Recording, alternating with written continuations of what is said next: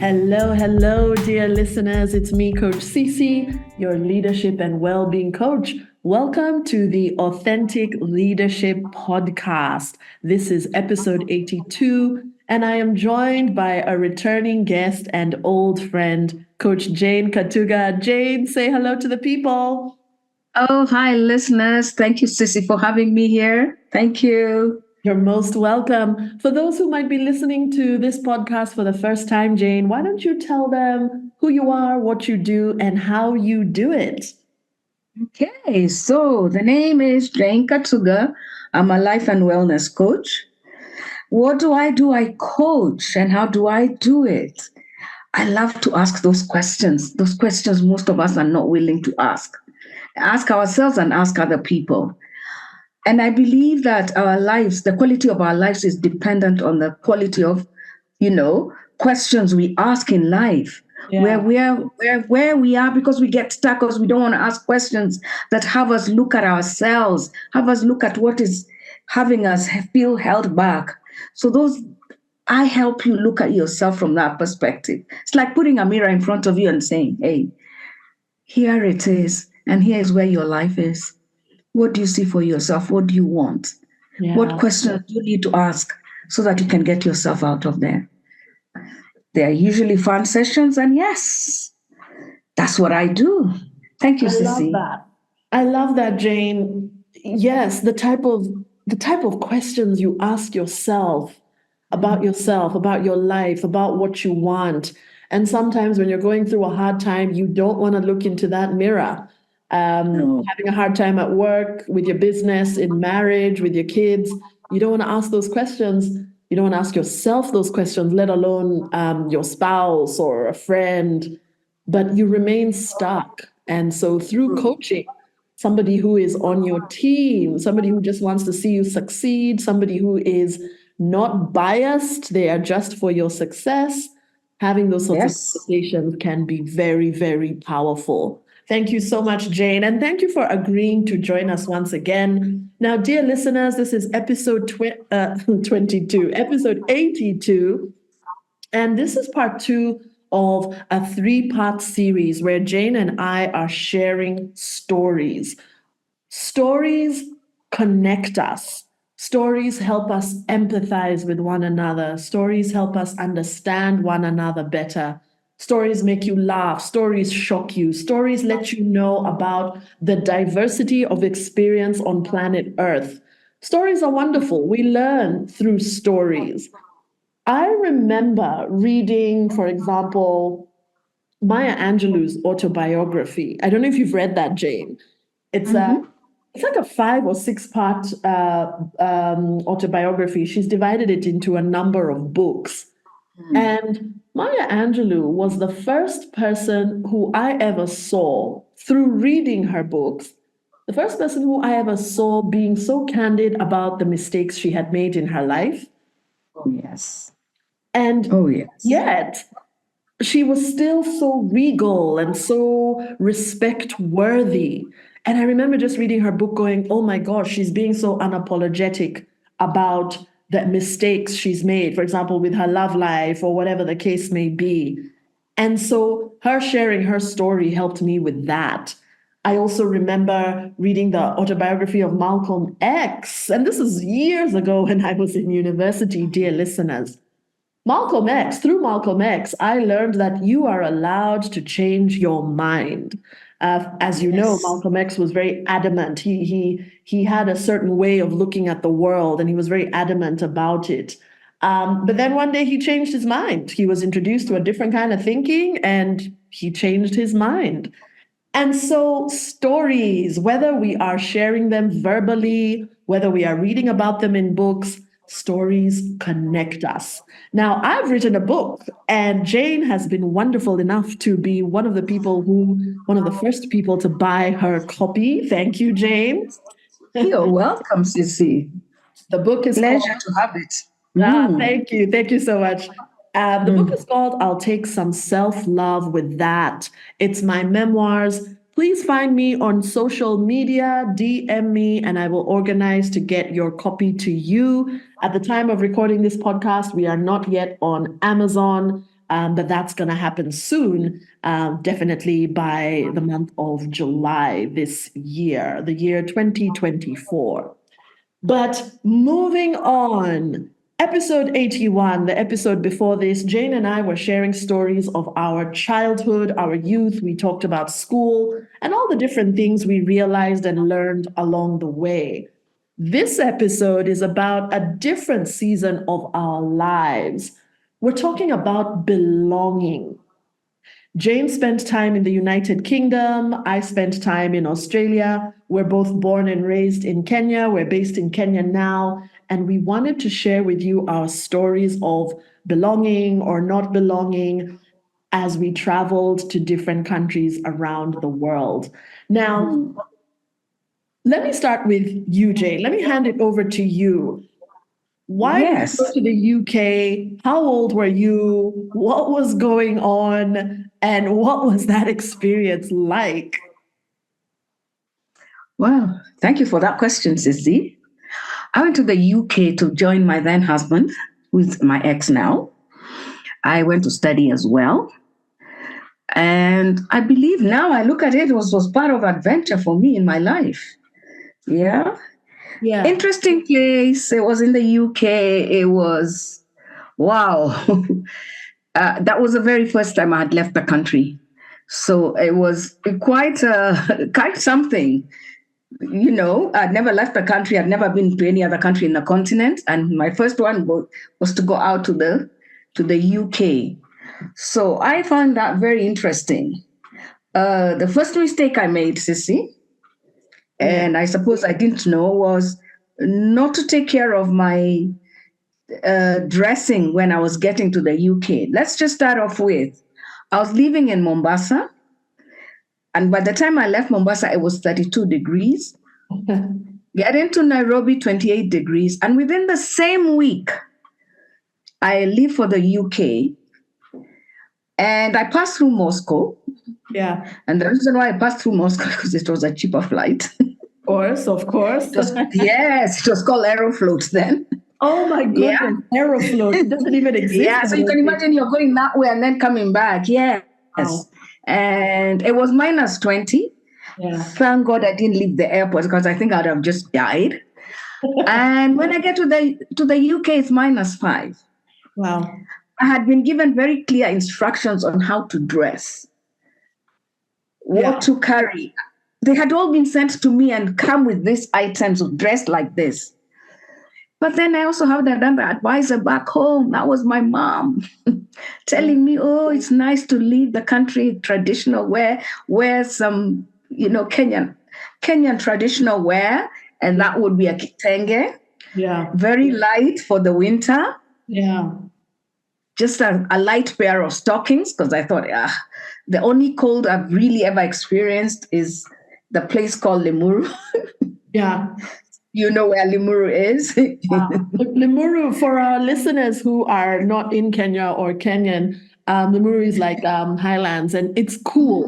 It's nowhere near as cold as the England in winter. Yes.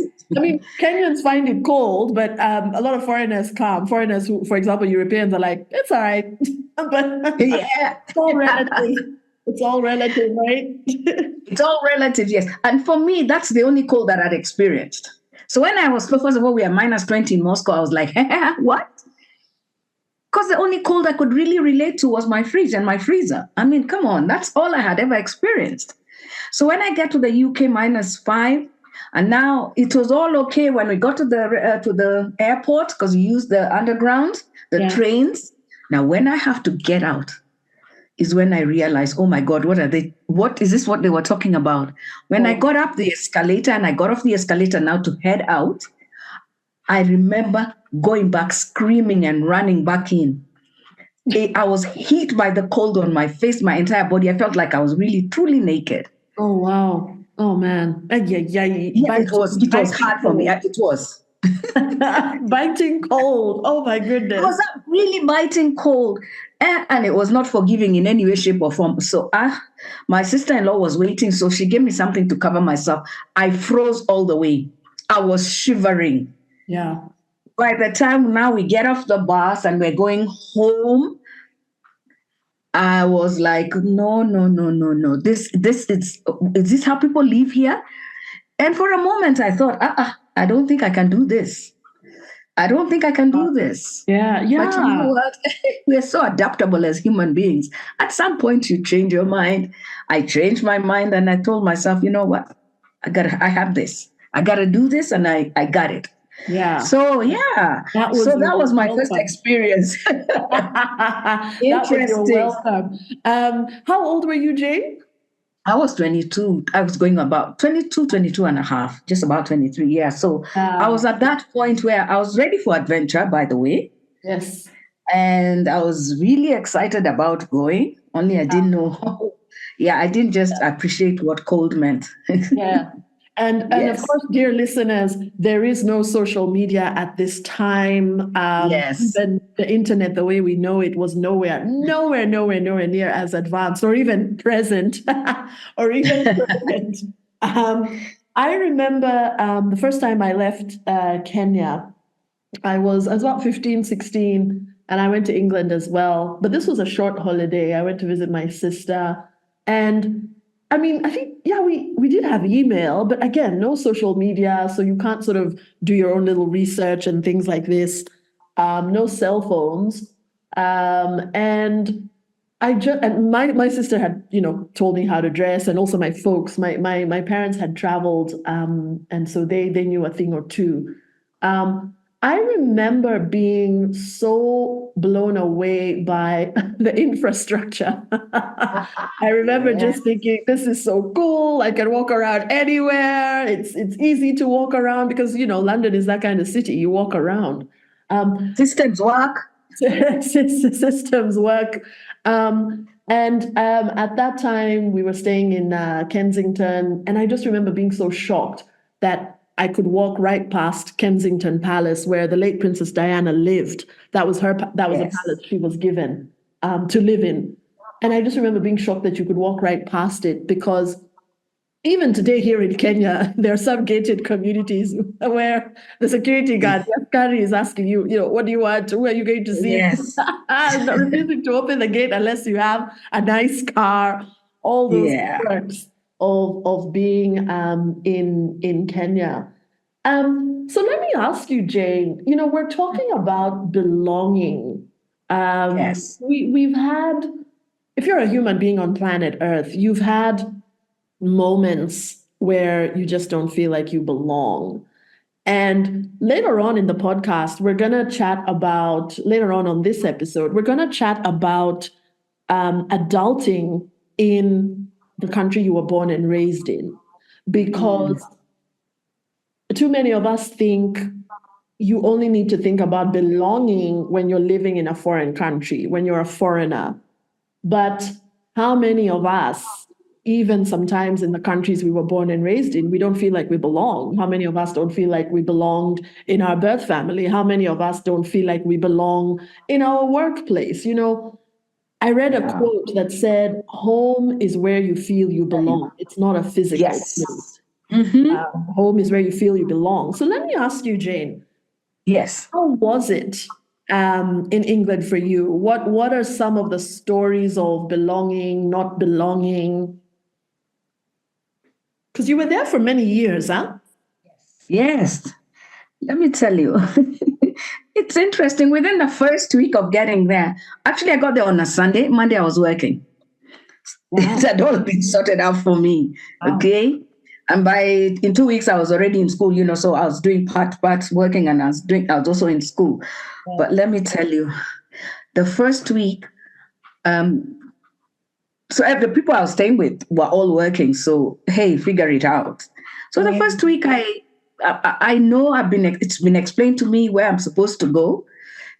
Then I get confused about where I'm supposed to go. So I stop somewhere and ask someone for directions. The first thing they told me, have you heard about the London A to Z?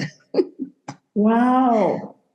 Go get yourself one. And I was like, wow. This is a stranger on the street. You're just asking a stranger. Hey. Yeah, he just asked me, have you heard about the A to Z?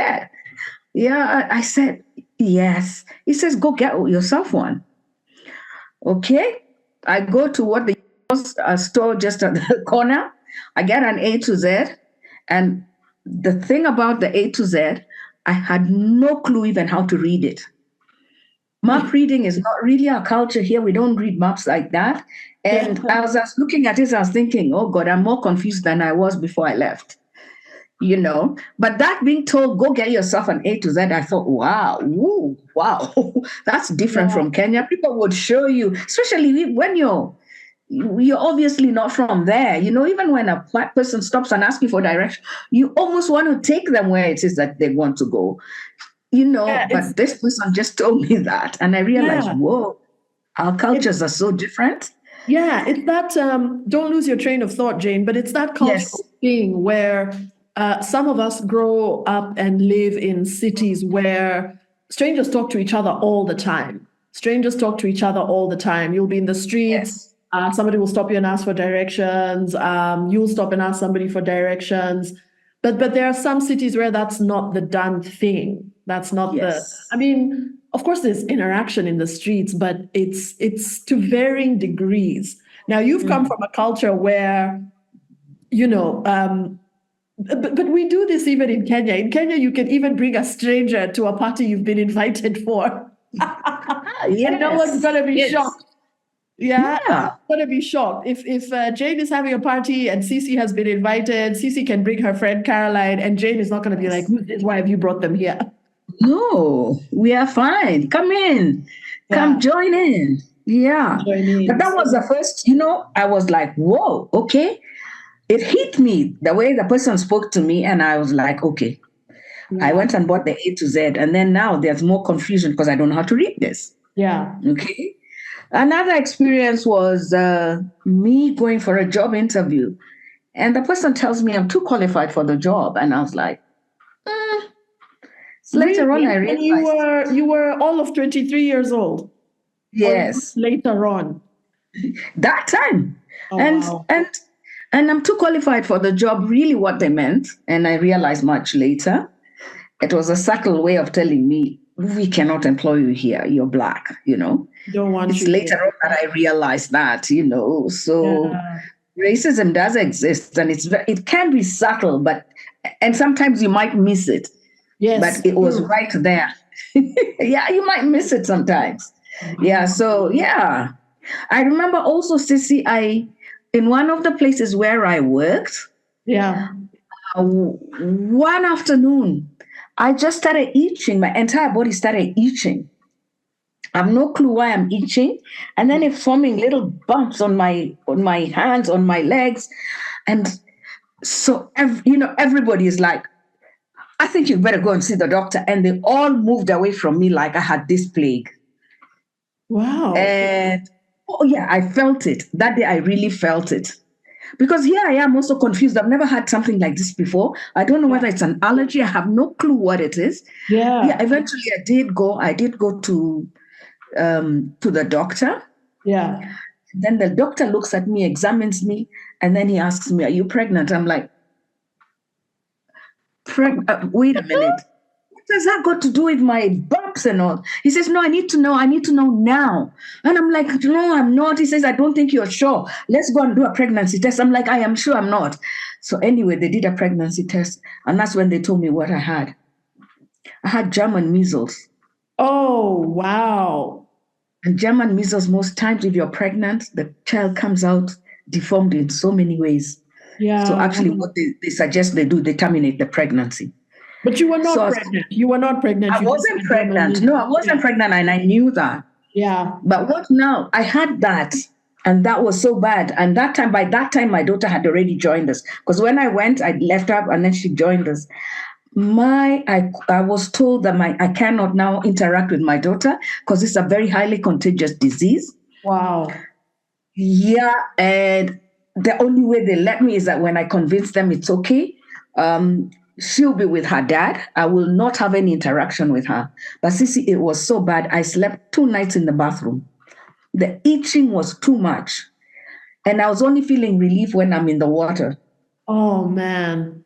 The German measles is, I had measles as a child, and I'd been told, once you have measles as a child, you're done. with it. Yeah. I actually went there and got it.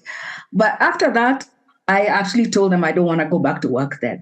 The way I felt I was treated, I went Yeah. and told the Employment Bureau, find me another job, and they did. But I really felt it that time. Wow. Yeah. Wow. Wow. Yeah. That's Yes. intense.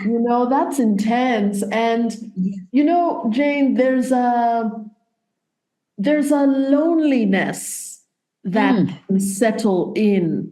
And again, it depends on the culture you were in for the start of your life, and then Yes. the culture you move into.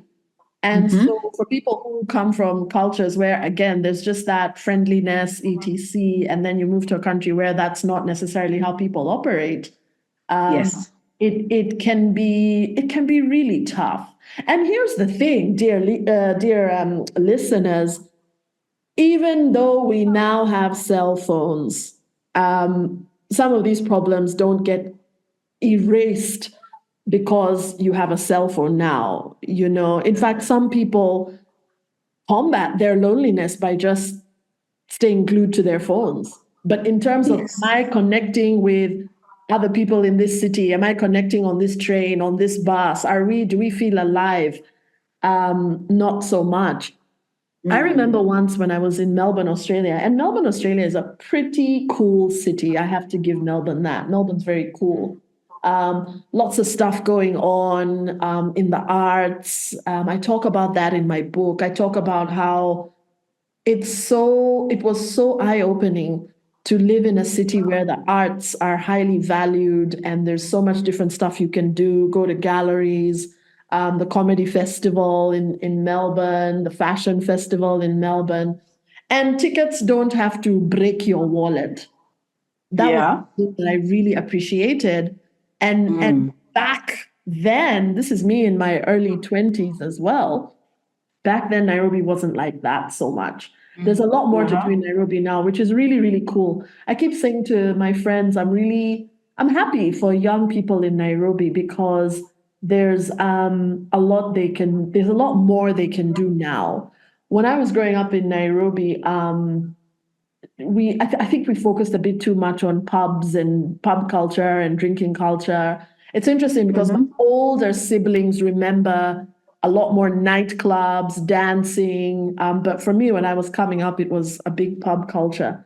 But anyway, just moving back to Melbourne, Yes. I remember walking down the streets one day, very early after I had arrived. And by the way, I only knew one person in Melbourne when I arrived. It's a Oh, friend. wow. Yeah, I only knew one person. And we have since had a fallout. So we're not friends anymore. These things happen. Okay. Maybe we should do a podcast Yes. episode on friendship. But Yes. I was walking down the streets. I was looking for the supermarket. And like you, Jane, I'm trying to figure out the map. Right? Yeah. It's so funny. Some people are good at maps, others it's just not a cultural thing. Now Yes.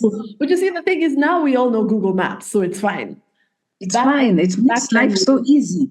exactly. Yeah. Back then we didn't. So or maybe we did and I just didn't pay attention. Anyway, I'm walking down the streets. I'm looking at a hard copy map that the receptionist in the student accommodation I was living in had printed out. And Melbourne is a grid. So I'm laughing as I remember this. I'm like, how did I not figure out, a grid? But I just didn't know where the supermarket was. But it's also just that tension that you're carrying because you're not in a familiar place and you're there by yourself. Yes. There's also that underlying feeling of, oof, something happens to me. Who's going to help me? What's going to happen? And there was a blonde white lady on the street corner. Remember, she had short hair, she had shades on. And I just asked her, I'm like, hey, hi, I'm just trying to find the Coles supermarket. And is it straight ahead? And she tells me, yeah, it's straight ahead. And she asks me, where are you from? And where are you from? That question, it can be asked in an Yes. innocent way, but it can also be asked in a weird way. I thought she asked it in an innocent, fun, fine way. So I said, I'm from Kenya. And she tells me, so am I. And I was like, what? I just happened to be at a corner, an intersection on a street in Melbourne. I hadn't been in Melbourne for more than a week. And I just happened to ask another person for directions, and she happened to be a Kenyan. So probably it was probably one of those situations where, like, say her grandparents moved to Kenya from the UK, settled. Now her parents are there. She was born and raised there, and she was in Australia. I didn't think to ask her for her number. I was just like, oh, that's so funny. We had a laugh and we went our separate ways. But yeah, that was a quirky, funny thing that happened. You talk about racism. It's interesting, Jane, because I talk about this in my book. I experienced some racist incidents, but I am aware that I experienced far less than most people do. And I don't know why. I suspect it's because maybe I had, my friendly demeanor, or maybe it's because of how I talk and how I sound. I don't know exactly what it is. Maybe my name is easy to pronounce, Cece. I don't know.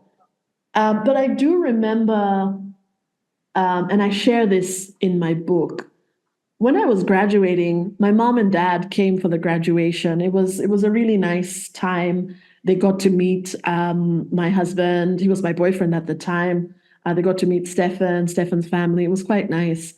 And we had driven out of Melbourne. Stefan had taken us out of Melbourne to see more of the country. And we entered a golf shop because my dad used to play golf. And I was just browsing around. We're all just browsing around. My dad goes to the counter and he asks a question about two shirts. One was black, one was white. And the guy behind the counter was an older Aussie guy, says, well, you can't get the black one because we won't see you in it.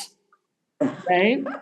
That's that good old-fashioned dig that people take. Yeah. You're black and you're wearing black. We won't see you. And I talk about this in the book. I wish I had the wherewithal to clap back at that guy in the moment. Yes. I wish I'd said something like, excuse me, what did you say? I wish I'd said something like, you know what, Dad? Yes. Let's get out of this shop. Yeah. I remember my dad being so calm and so gracious, and he just chuckled. The guy chuckles, and I'm just standing there fuming next to them. And we leave the shop, and that stayed with me for so long. I was like, dang, I wish I had clapped back at that fool. But here's the thing, Jane. Years later, I realized, my dad was older. He has seen some things in his life. And he was probably just aware and thinking. He had studied abroad, hadn't he? Yes, my dad studied abroad. He studied in England, yes. Like you studied in England. My mom went to the US for a few years. Yes. But, and I talk, and again, I talk about this in the book where I'm just like, now that I'm older, because I was in my 20s at that time, graduating from uni. Now that I'm older, I can see why my dad responded the way he did, because sometimes you just get to a point where you're like, you know what? You're the guy behind the counter. I'm the guy spending money on my golf gear. Yeah. I've won. And I don't need to get into this argument with you. I don't need to. Yeah. I don't. Or maybe it was just something as simple as you're ignorant and I don't need to get into these sorts of discussions with you. There's power sometimes in showing someone that they can't get to you. Sometimes you do have to clap back. Sometimes you do need to clap back, but other times it's also about, this is beneath me. This is low energy, and I'm engaging in it, It's funny, I tell you, remember. I this reminds me of a time when we were going somewhere. It was called Reading. So we go to the station and we're buying tickets, train tickets. And my ex's friends come in and these ones are from Kenya. They were all in the Navy and they were studying there. And so one guy goes and says he wants to go to a place called Reading. And this lady looks at him and says, reading? What are you talking about? And then she looks at me and says, ask your friend to speak English, please. I looked at her and I said, he just spoke English. And she says, no, there's no place called reading. And I said to her, unfortunately, this English language is very inconsistent. Yeah. Because reading, reading, for those who don't know, for listeners who don't know, reading in England is spelled reading, but it's pronounced reading. Is that right? Yes. That's correct, right? Yes. Yeah. Yeah, but you see, when you say I read, yeah, it's the same spelling.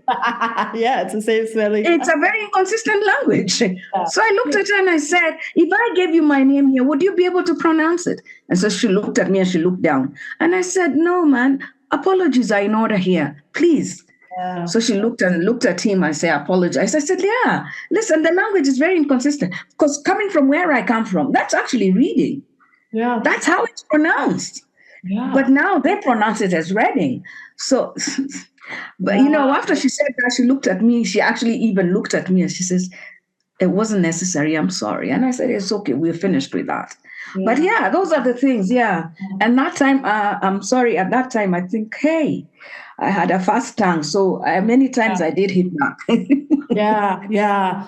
And it's really interesting because, again, it's just these cultural differences that don't have to become a problem. But in some cultures, like in British culture, for example, people are just used to taking digs at one another. People are used to taking digs at one another. It's laughed off, even though I'm pretty sure that it's hurting even the locals. I have coached British people, and many of them, at least the clients I attract, are like, it kind of bothers them that's such an accepted part of the culture.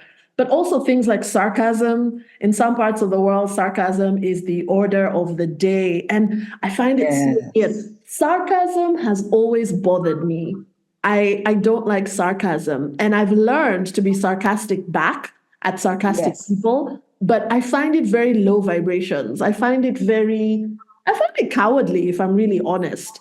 So, for example, I remember once again in Melbourne, so now I'm working, and thankfully I managed to later on get a job in the organic food industry with a pretty cool organization. I talk about it in the book. I was working for a founder, and I remember there was there was a bunch of Dutch guys there, and I remember one Dutch guy and also a Mexican guy pulling me aside, and because they could see that, Cici seems to be thriving here, getting along.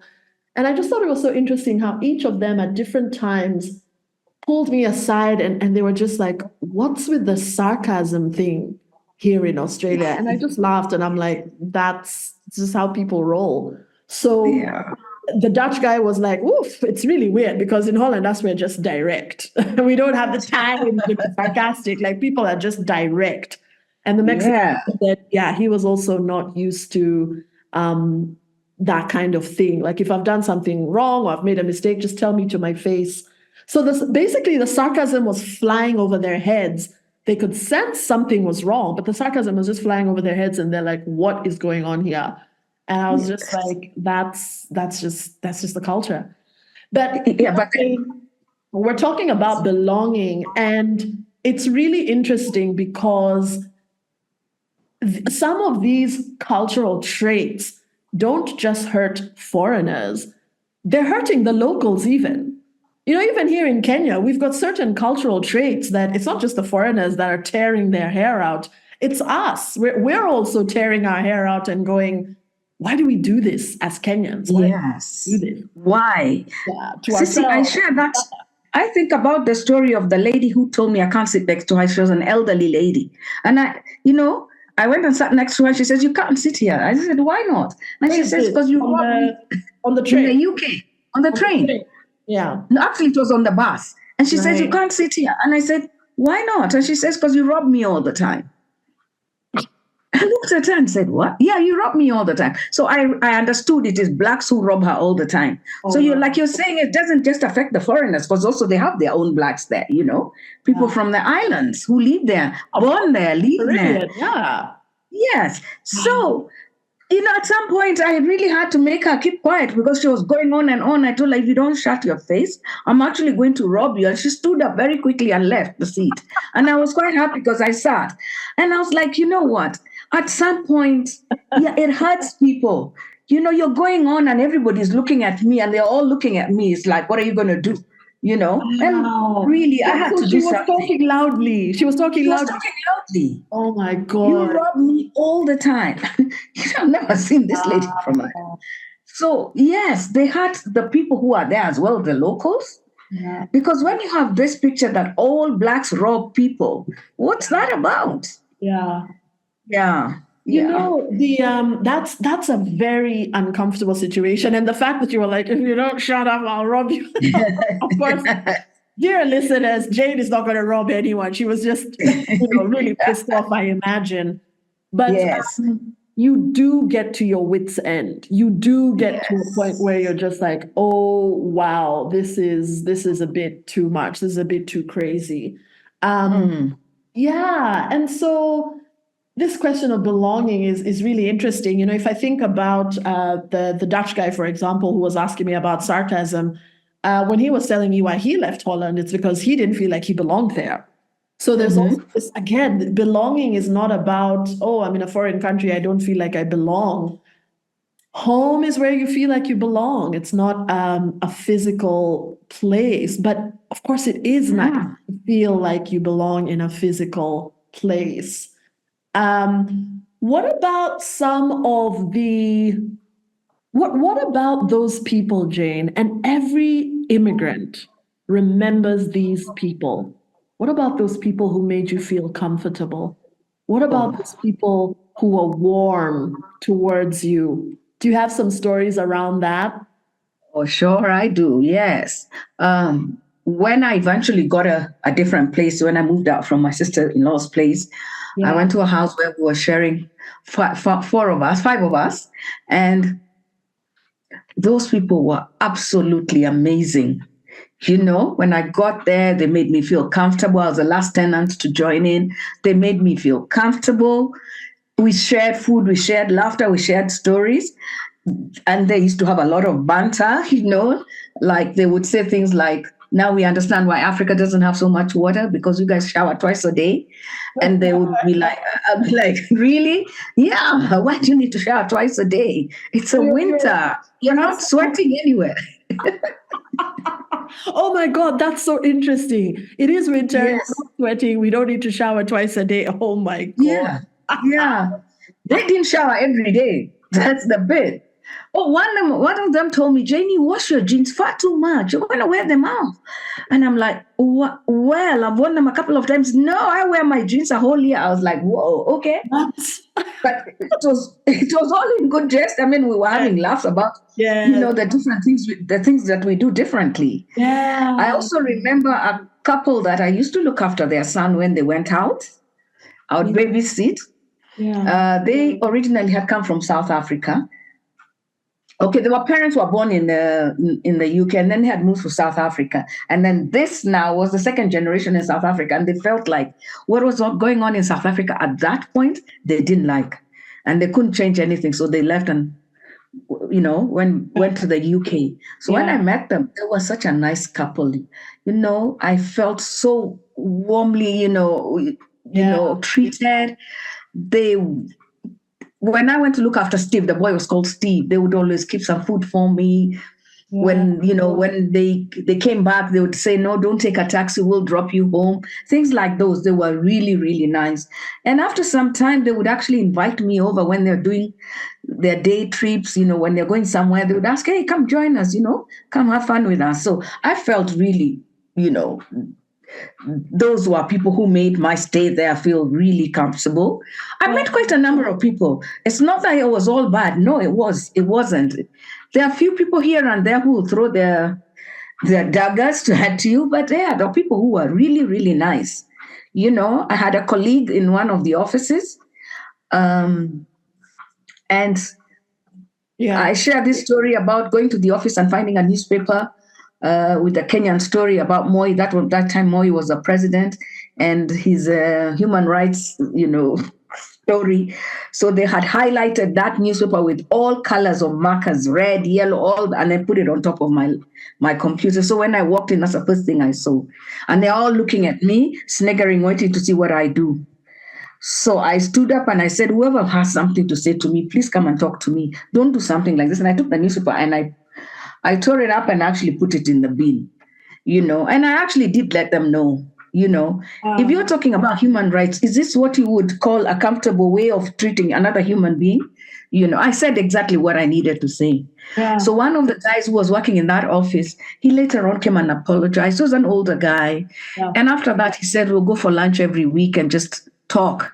And we did that, until I left the organization. It was so nice. He was such a nice person. He made me, after that, he realized that what those other people did was not good. And actually, he went to each one of them and talked to them, individually.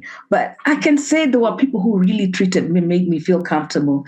Yeah. My ex's colleagues also, sometimes, they would be really nice, when we went for functions.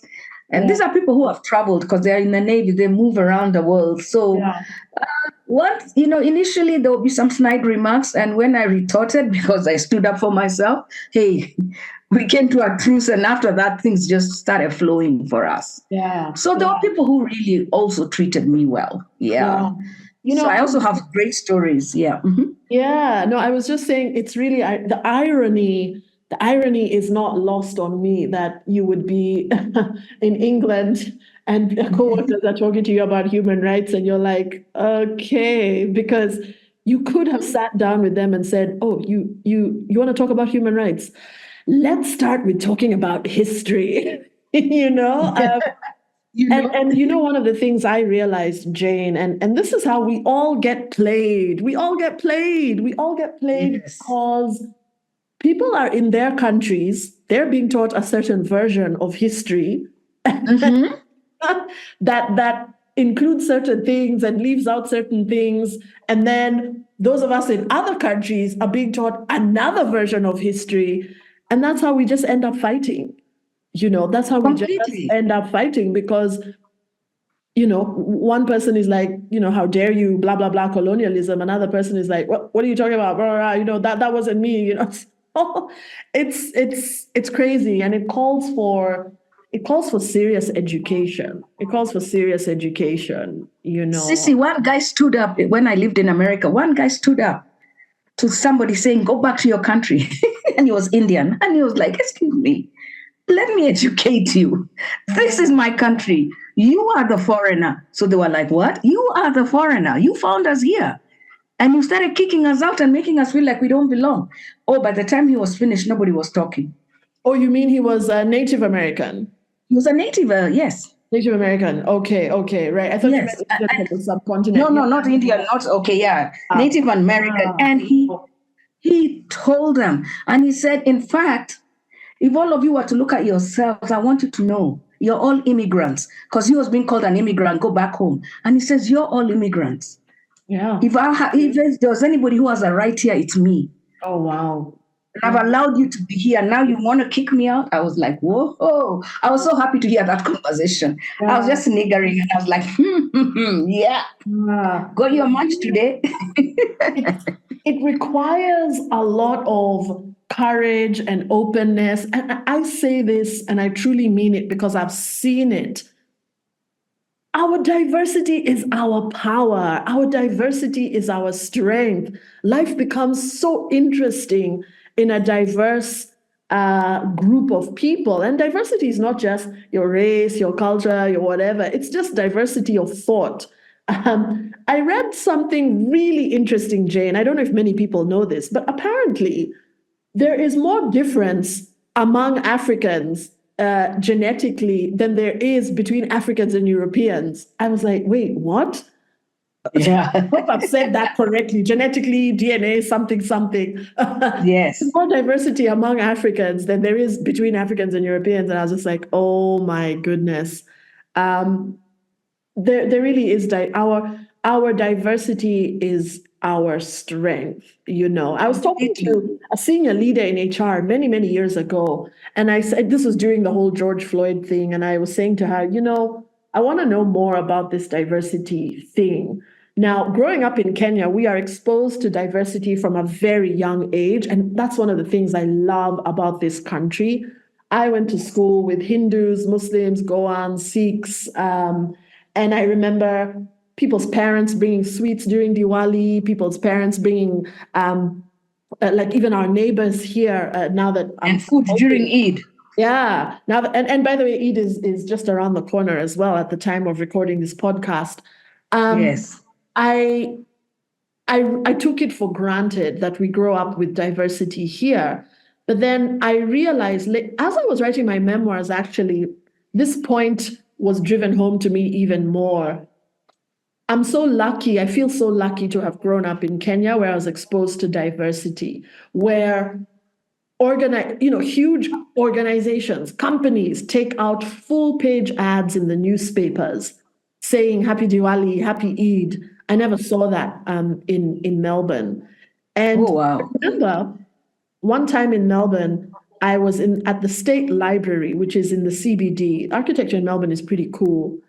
And I was walking down the steps of the library, and I had been in Melbourne for years at that point.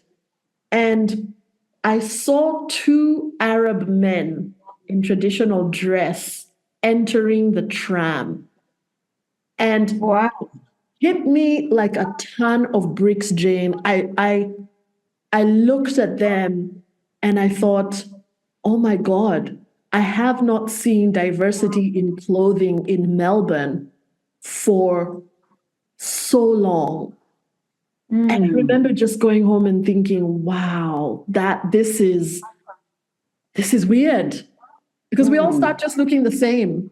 To me, we were all just looking the same in Melbourne. So jeans, t-shirts, whatever. And these two guys just looked, for those of you who've been to the Middle East, you know what I'm talking about. They look so good in that traditional dress. I forget the name. I forget the name. But they look so good. And I felt the same when my husband and I went to India many years later. My husband and I went to India, and it just felt so nice being. There the culture is diverse. Yeah, it felt so nice being around people who are dressed differently in saris and the color and oh my God, we absolutely loved it. But Jane, it's a product of your upbringing.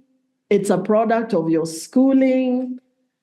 It's a personality thing. I know a lot of people who, I tend to attract the sorts of friends who, when they realize they grew up in a very monoculture and they wanted to get out and see the world. So I've been friends with Australians who are like that. I've been friends with Irish people who are like that. There's some people who they look around and they're like, this monoculture is weird.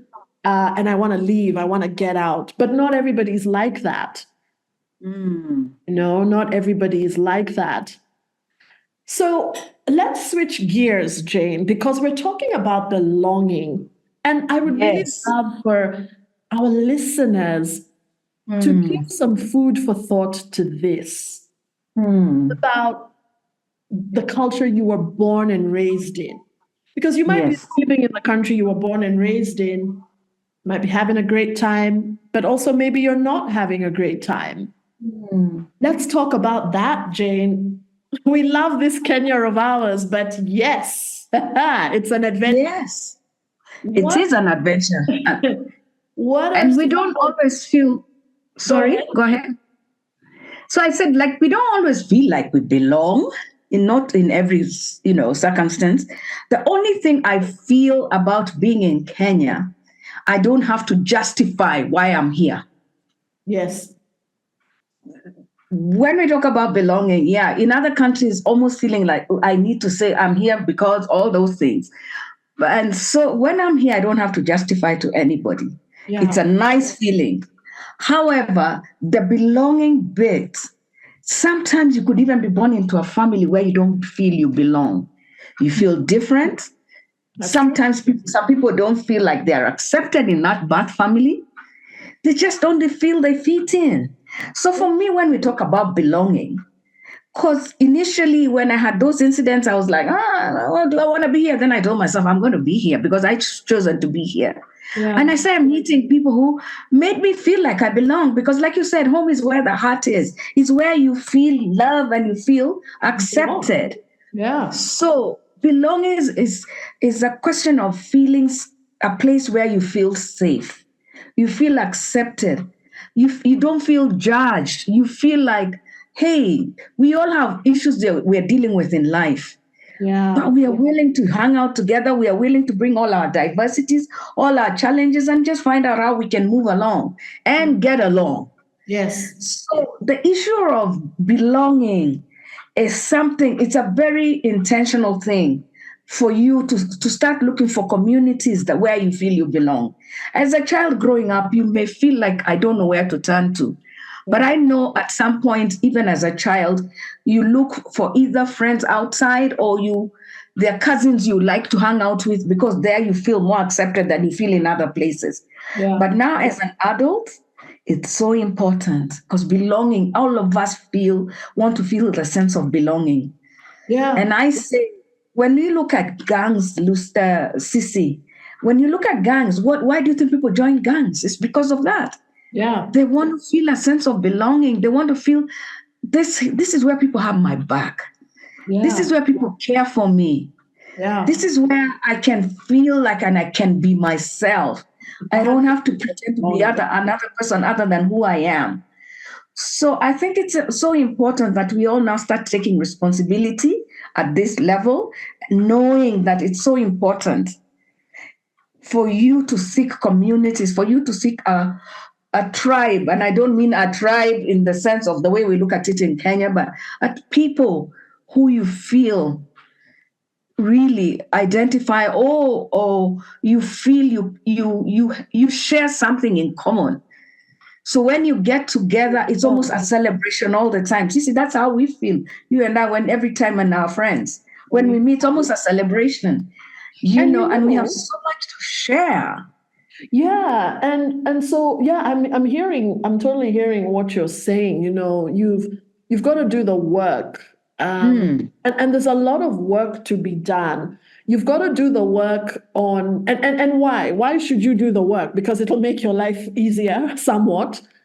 You've got to do the work to look at your biases. Got to do it's a case, dear leader, of just noticing your biases, those thoughts in your head. What you've just profiled this person, right? Based on how they're dressed or whatever, color of their skin, blah, blah, last name, first name, all these things. You got to be aware of your biases. You got to make sure that doesn't turn you into an antagonistic person, because life is very difficult when you're antagonistic. Here in Kenya, you talk about tribe, Jane. I remember when I moved back to Kenya 10 plus years ago. It doesn't happen to me so often anymore, but people, whenever a Kenyan would ask me, where are you from? Or where's that last name from? Yes. Jane, I actually used to shut people down, and I don't mean shut them down in a rude or disrespectful way. I would actually say to people, I'm not answering that question because of tribalism issues in this country. And I would say it in a friendly tone. I'd say it in why do you want to know where my last name is from? And then I just want to know, da, da, da, da. And then I would say to people, I'm Kenyan. And I would say to them, I know some people don't think the name Ojany is a Kenyan name because it's a rare name. And some people were asking, not to place me, some people were asking because they thought Ojany was a Nigerian name, because they thought Ojany was a Rwandan name. I mean, I've gotten all sorts of guesses about my name. I talk about it in the book. I actually like that my name confuses people. Cici Ojany-Bekhor, I could be from anywhere in the world. Yes. But in Kenya here, as we all know, those of us who are Kenyan and listening, tribalism is, and it is artificially stoked. And this is the other thing. Same with racism. It is being artificially stoked. Yeah. Yeah. Divide and rule. Divide and rule is an oldie, but a goodie for people who want to control a large group of people. You've got to divide them. Mm. I remember reading somewhere, Jane, that racism was invented to manage the masses. And the article was basically saying, back in the day, the elites realized that whatever elites means, that's a whole other topic. The Uh-huh. elites realized that, hey, the masses outnumber us, and if they wake up and realize that, we're in trouble. So they invented racism, where they were like, let's divide the masses by saying whites only, Indians, blacks only. So now the masses start fighting with one another. It- It's genius. yes, It's just genius. So it is. instead of fighting, The elites and the non-elites. but Yes. and it's really interesting because this word elites, I use that word very carefully because there are some people who think, oh, you're elite if you're a billionaire. Oh, you're elite if you're a millionaire. But let me tell you guys something. A lot of people don't realize, Jane, that most of the world is poor. A lot of people don't realize that most of the world is struggling. A lot of people don't realize that if you have a motor vehicle that you can hop into and drive to that nice restaurant, you're actually doing really well for yourself on planet Earth. And so Yes. I've seen middle class people, even on social media. I laugh when I see a middle class person trying to be all deep and meaningful about the 1%. And I'm like, hang on a second. You have a nice car. In fact, you have two nice cars. You travel around the world. I've seen your travel pics on Instagram, but this is the same person talking about the haves and the have-nots. It's very interesting. And so again, it comes back to you've also got to look at yourself. That's number one. You've also got to look at yourself, your biases. What group do you have an issue with? That's basically what we're asking here. What group do you have Yes. an issue with? And also, Jane, it's also about not expecting everyone to put up with you because there's also power in knowing I don't think I will belong there. Let me leave those Yeah. people to do their thing and I'll be over here. Now, that doesn't mean we can't get along. That doesn't mean we have to be nasty to each other. But there's also power in knowing that I don't need to want to belong everywhere. You know what I mean? Does that make sense, Jane? I don't want It my makes point to be misunderstood. a lot of sense because if you're somewhere where every time you hang out with certain people, you start second guessing yourself, you start feeling not too good about yourself, you need to ask yourself, do I feel like I really belong there? Yeah. There are times when you have to check, like you said, there are questions we have to ask ourselves. Why do I, every time I hang out with Sissy, why do I feel the way I do? What is going on? And is this really helping me grow? What is going on here? We need to ask ourselves questions and then decide. And that's why we say this is your responsibility, and decide which community do you want to identify with? Which community do you want to hang out with? Yeah. Yeah. Yeah. And at the same time though, opening yourself up to meeting new people, New people, learning new yes. things. In episode 81, dear listener, Jane and I talked about how we were so grateful that we grew up we went to schools that were diverse because we were exposed, for example, to Hindu culture. If you're born and raised in Kenya, you get exposed to Hindu culture at a very early age, or Sikh culture, or like Christians and Muslims have been hanging out in Kenya for a very, very long time. Yeah. So it's also about, again, you doing the work to be open and curious and interested in other people.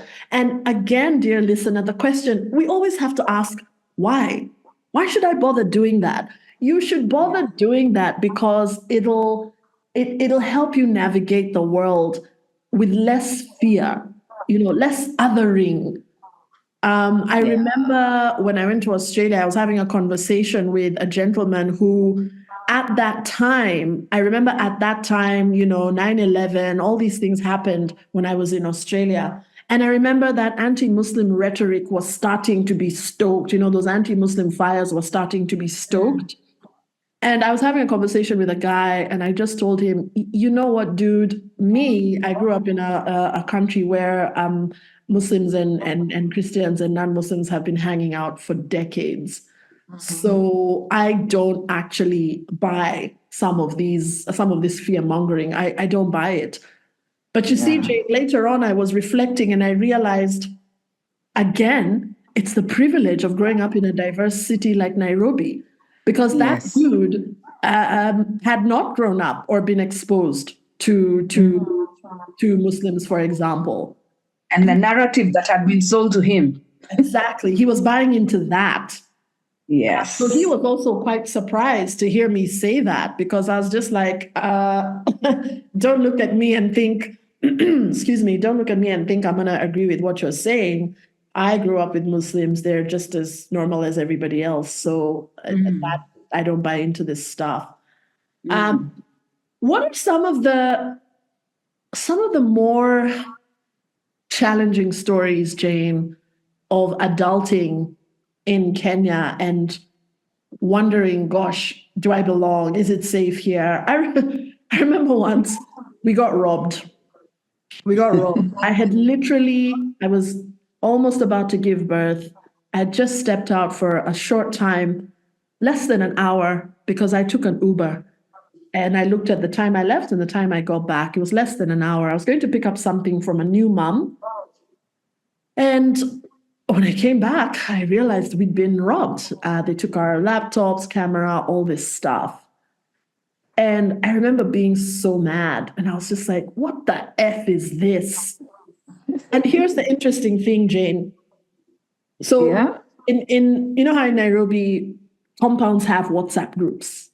So same compound, a bunch of apartments. I don't know if this is done everywhere in the world, but here in Nairobi, in Kenya, plenty of WhatsApp groups.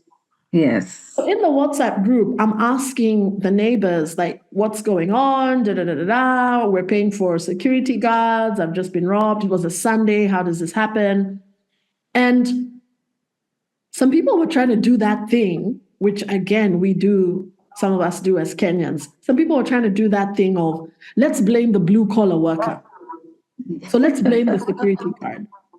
And I'm just like, you know what? No, let me have a chat with the security guard. So I go and have a chat with the security guard, Jane, and I find out that they're being paid late, despite the fact that they're being paid their salaries late, despite the fact that we are paying management fees.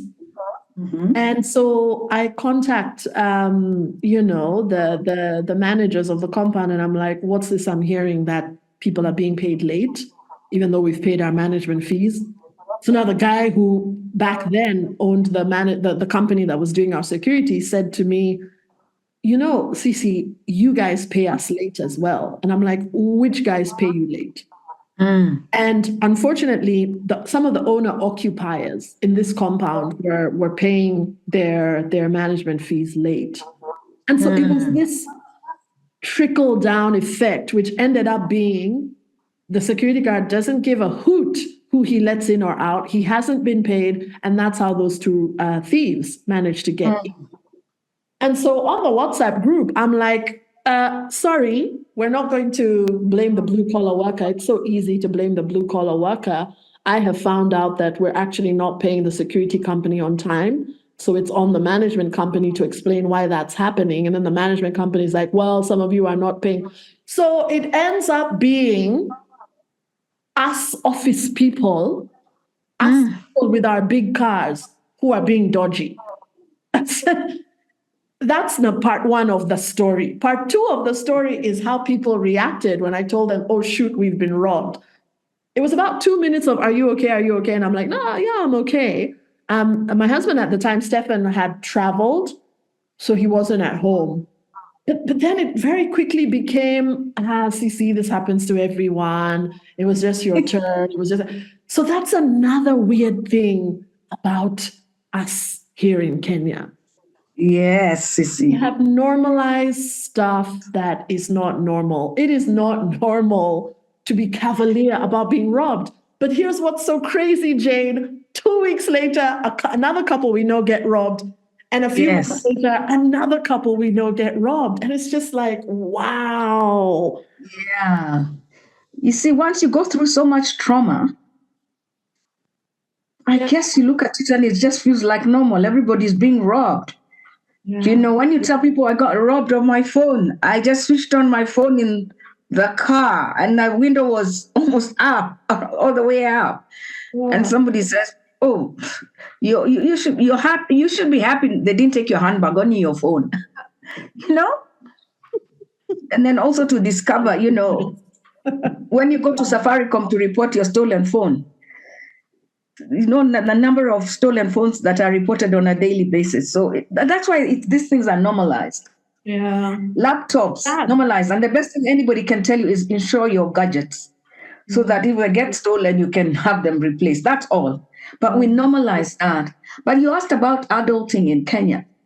I think adulting anywhere in the world is difficult, but in Kenya, whoa! I've also been robbed. The phone is one thing. But I've been robbed in my house. I was living in Mombasa then. They entered my house through a balcony, the bedroom balcony. And I didn't hear them come in. I believe to this date, they must have sprayed something or something. They must have done something. Because I'm a light sleeper, I would have had them come in. And we have a guy here. As he wakes me up, he's right on top of me. He's holding a torch and he's holding a knife, and he tells me one sound. This is what happens. I'm going to kill you. And it proceeded to tell me exactly what he was going to do.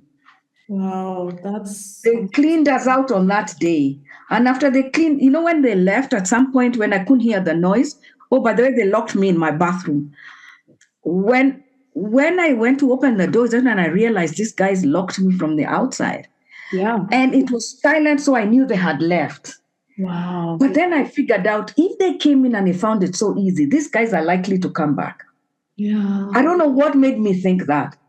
And so I just started screaming. So my husband, who was sleeping downstairs, my daughters were sleeping in the bedrooms next to me. But the lady who works for us had me screaming, and she came up screaming as well. What's going on? The first thing I told her, switch on all the lights, switch on all the lights. And when I screamed, another neighbor put on the floodlights.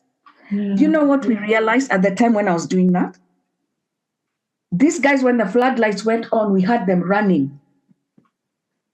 So they were actually coming back. So again, go to the police. Or coming to rob another house. They were actually coming back because they were just outside our fence. Oh, wow. I'm so sorry about that. Yeah. When I go to the police station, I tell you, no wonder people don't even report some of these things. The best the police could ask me is how I was dressed in my bed. And this happened at 2:00 in the morning. How are you, madam? How are you dressed? That's so basically, that's disgusting and offensive. But it and then he asks, did he rape you? And then he proceeds to ask, did he rape you? So casually. That's why these people need a lot of training. Anyway, so I left the police station and I told them, I'm not writing any more statements. You have enough. You've recorded a theft, and that's it for your statistics. I'm not giving you any more details. I felt so you didn't humiliated. feel safe. I did feel safe, and I felt humiliated. I never felt safe about that. Yeah. Oh, and I'm not told you, when they came to take the fingerprinting, you know, when they came to the house to take the fingerprints, as I'm busy explaining how they came up, because they could see the steps, and, you know, they could see the shoes where they stepped and all, and the whitewash from, you know, Mombasa, a lot of houses, they have whitewash on the walls, outside. So for our listeners who are not familiar, Mombasa is at the Kenya coast, right by the Indian Ocean. Beautiful. Yeah. Go ahead, Jane. So as I'm busy explaining, I lock eyes with this policeman. And I felt a shudder go down I just felt a shudder. And I thought, why? I looked away and I continued explaining. The next time our eyes locked, I knew for a fact that was one of the guys who was there that night. Wait, hold on a second. Yes, I knew. Recognize that cop as being one of the robbers. I felt it. And he was just looking at me with his arms folded, looking at me like, yeah, go ahead and explain. As soon as we locked the second time and I realized, I started screaming and I told everyone, I want everyone out. I want everyone out of my house. Wow. Everyone thought I'd gone mad. I screamed. I was screaming on my head out. Wow. My husband then asked me, what is going on, Jane? What is going on? I said, I want everybody out of my house. I don't want to see, I don't want to make any more stay. Everybody out, out, out, out, out. So they didn't have transport, so he had gone and picked them up from the police station. So he took them back. When he came back and asked me, what's going on? Wow. And the only reason, by the way, they left is because he working in the forces, he was their senior. Wow. So they just said, Afande, it's okay, we will leave. Like saying, sir, it's okay, we shall go. So when he came back, here's the other thing, right? Here's the other thing, Jane. You guys got that extra level, just a little bit more respect because yes, the armed forces. Now, for civilians, different ballgame. So sad. Yeah. Yeah. So when he came back, he asked, what is going on? Why did you scream like that? What's going on? I said, one of those guys was here yesterday. He told me, tell me which one. I'm going back. I told him, I'm not telling you. You see, they've been into my house. They know my name. They know everything. Yeah. You go and you're going, and I know what you're going to do because you're in the armed forces. You're going to harass those people. When you're not here, when you're on night duty, they're going to come back or they're going to follow me. I refuse to tell him. He'll mess you up. He'll mess you up. Yes. And Jane, you and I, first of all, I'm really sorry about that. I know it was a long time ago and you've processed it. It's just important to just acknowledge and say sorry about it. But Jane, you and I have had very many conversations about, again, we're not looking after the police here. Their housing is not great. You talked about how they didn't have a car to come and to come to your house and do the investigation. Yes. And same thing when I got robbed.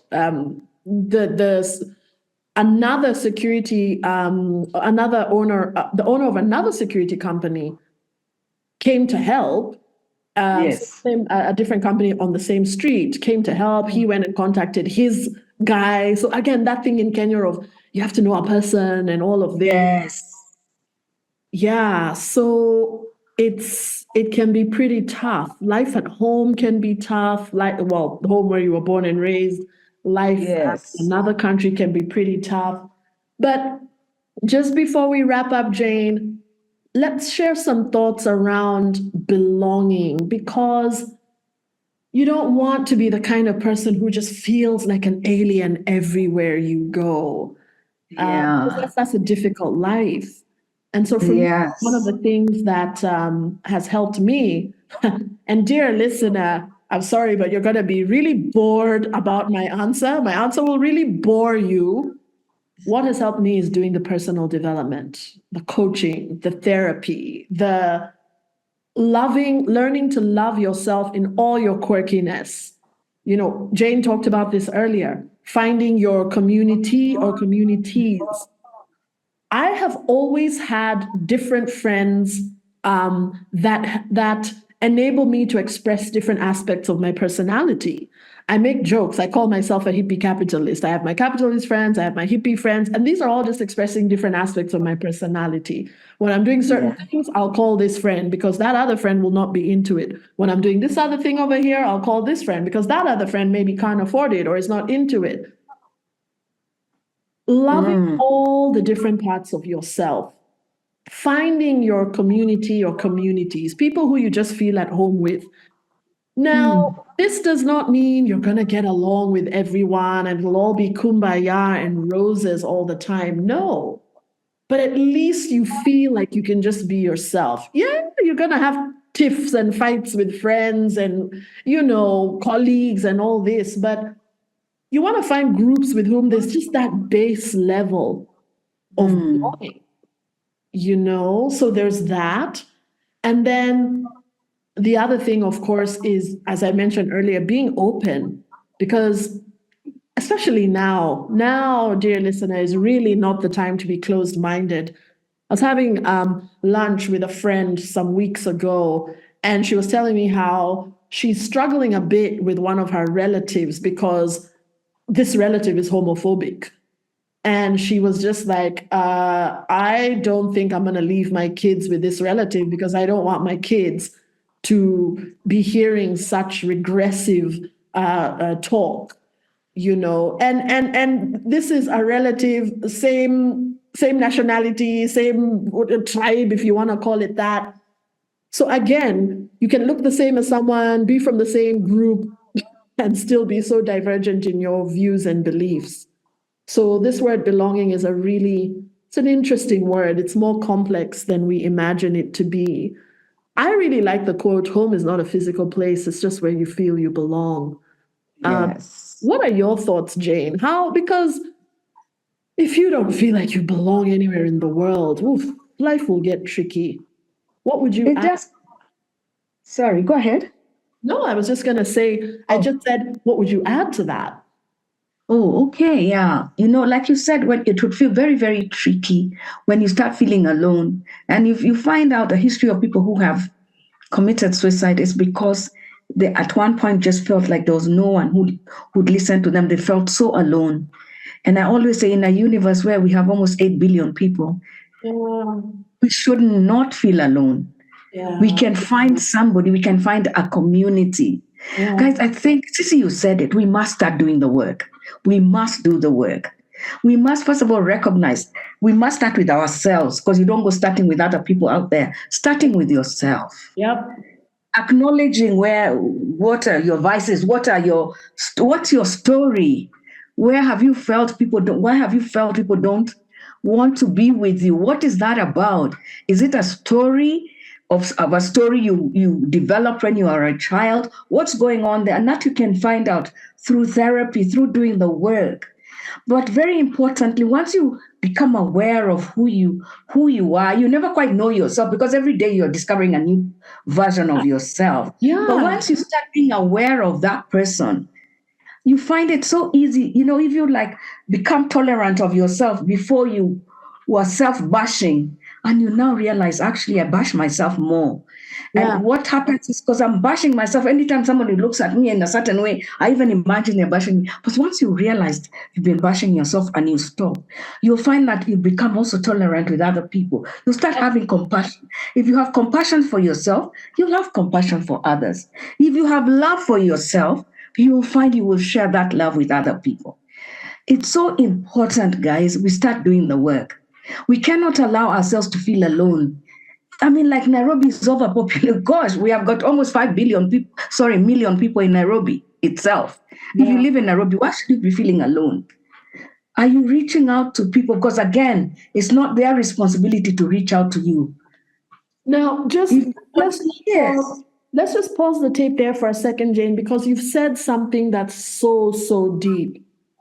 It's beautiful when people reach out to us. Hey, Jane, how are you doing? Hey, Cece, just check in. What's up? The people are going through their stuff, and they can't always be the ones reaching out to you, dear listener. You're going to need to exercise that vulnerability and that courage to reach out and say to someone, hey, I'm not okay. Yeah, it's a give and receive. There's some stuff you've got to do. There's some stuff the group has got to do for you. If we're gonna thrive, really. Go ahead, Jane. Yeah, and it's also important, like you say, about the giving and receiving. But let's start off with receiving. Do you even have the capacity to receive even when people say things to you? I find sometimes you'll tell someone you look absolutely smashing, you're looking so good. Oh, this outfit, you brush it off.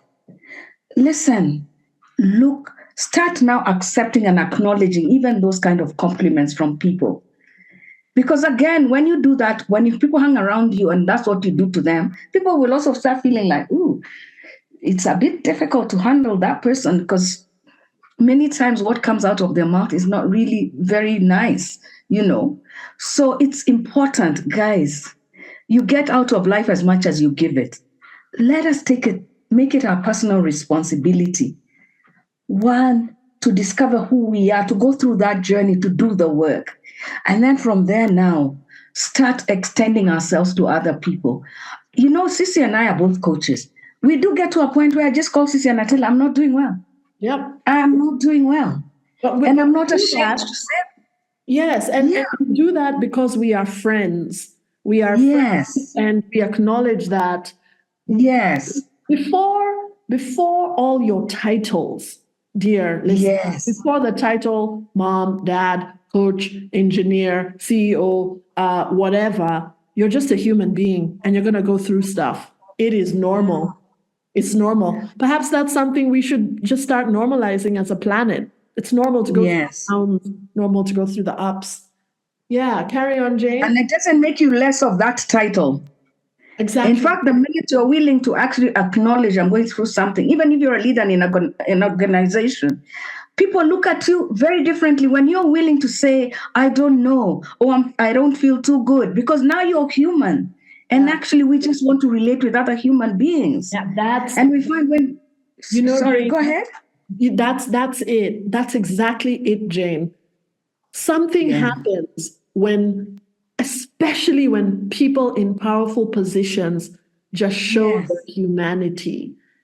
And that's one reason why I chose to write my book, Jane, because my coaches shared their personal journeys with me where relevant, and that completely elevates the coaching relationship.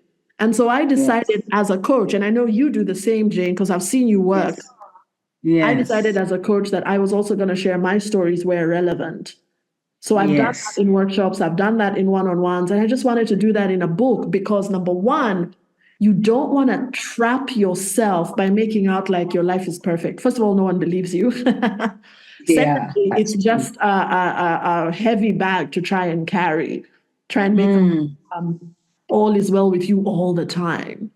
So it's quite something when people in positions of influence and power just come clean and say, yeah, I went through some stuff. This is what I'm doing with it. It elevates relationships. Yeah, because they see a human being out there, just one of us. They have a title, but there's just one of us. There's just a human being like me. So I said it and I'll say it and say it again. Do the work. Yeah, do the work. The work. Do the work. There are no shortcuts here. And I know what happens when you go through something. Nope. You just cut off, Jane. Say that again. When you go through something, you run to get a pill to make you feel better. You look for a first aid. The quickest way to numb your pain. Guys, pain helps you understand what's going on in your life. Pain, actually, the reason why we have pain as human beings. So like if you put your finger near fire or on fire, when you get burns, pain lets you know, do not leave your finger there. Otherwise, you might burn your whole hand. So pain lets you know what's going on. But it shouldn't stop there. It lets you know what you're going on so that you can do something about it. Belonging, you have the responsibility to, first of all, clear all the stuff you have within you. And you can do it with a coach, you can do it with a therapist. And now start sharing who you are. This person that you're willing to say, I come with all this baggage, but I'm willing to also, tell my truth.